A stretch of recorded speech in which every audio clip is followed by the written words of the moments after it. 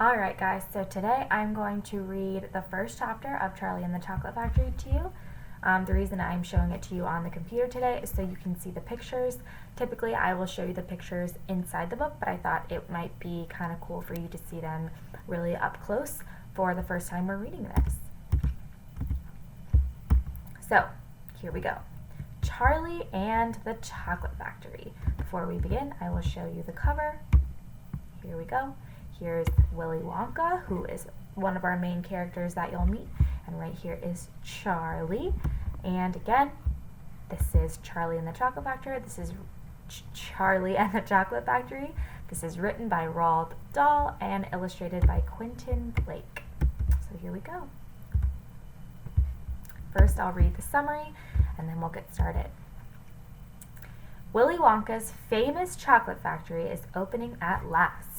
But only 5 lucky children will be allowed inside, and the winners are Augustus Gloop, an enormously fat boy whose hobby is eating, Veruca Salt, a spoiled rotten brat whose parents are wrapped around her little finger, Violet Beauregard, a dim-witted gum chewer with the fastest jaws around, Mike TV, a toy pistol-toting gangster in training who is obsessed with television, and Charlie Bucket, our hero, a boy who is honest and kind, brave and true, and good and ready for the wildest time of his life.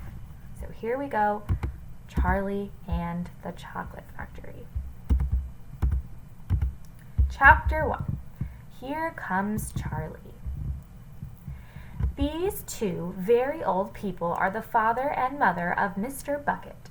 Their names are Grandpa Joe and Grandma Josephine. And these 2 very old people are the father and mother of Mrs. Bucket. Their names are Grandpa George and Grandma Georgina. This is Mr. Bucket. This is Mrs. Bucket. Mr. and Mrs. Bucket have a small boy whose name is Charlie Bucket. This is Charlie. How did you do? And how do you do? And how do you do again? He is very pleased to meet you. The whole of this family, the 6 grown-ups, count them all, and little Charlie Bucket lived together in a small wooden house on the edge of a great town. The house wasn't nearly large enough for so many people, and life was extremely uncomfortable for them all. There were only 2 rooms in the place altogether, and there was only 1 bed. The bed was given to the 4 old grandparents because they were so old and tired.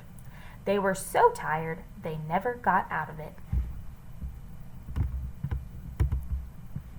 Grandpa Joe and Grandma Josephine on this side, Grandpa George and Grandma Georgina on this side. Mr. and Mrs. Bucket and little Charlie Bucket slept in the other room upon mattresses on the floor. In the summertime, this wasn't too bad, but in the winter, freezing cold drafts blew across the floor all night long, and it was awful. There wasn't any question of them being able to buy a better house, or even one more bed to sleep in. They were far too poor for that. Mr. Bucket was the only person in the family with a job. He worked in a toothpaste factory, where he sat all day long at a bench and screwed the little caps onto the tops of the tubes of toothpaste after the tubes had been filled. But a toothpaste cap screwer is never paid very much money, and poor Mr. Bucket, however hard he worked, and however fast he screwed on the caps, was never able to make enough to buy 1/2 of the things that so large of a family needed. There wasn't even enough money to buy proper food for them all. The only meals they could afford were bread and margarine for breakfast, boiled potatoes and cabbage for lunch, and cabbage soup for dinner. Sundays were a bit better. They all looked forward to Sundays because then, although they had exactly the same, everyone was allowed a second helping.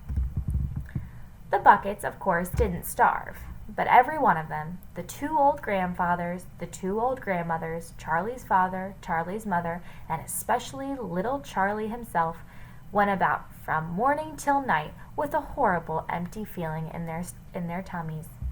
Charlie felt it worst of all. And although his father and mother often went without their own share of lunch or supper so that they could give it to him, it still wasn't nearly enough food for a growing boy.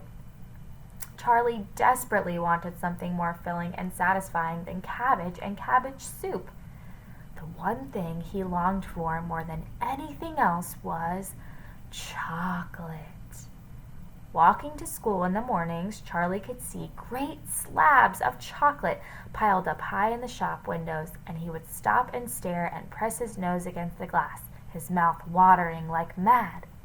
Many times a day he would see other children taking creamy candy bars out of their pockets and munching them greedily, and that, of course, was pure torture. Only once a year, on his birthday, did Charlie Bucket ever get to taste a bit of chocolate. The whole family saved up their money for that special occasion, and when the great day arrived, Charlie was always presented with one small chocolate bar to eat all by himself. And each time he received it on those marvelous birthday mornings, he would place it carefully in a small wooden box that he owned and treasure it as though it were a bar of solid gold. And for the next few days, he would allow himself only to look at it, but never to touch it.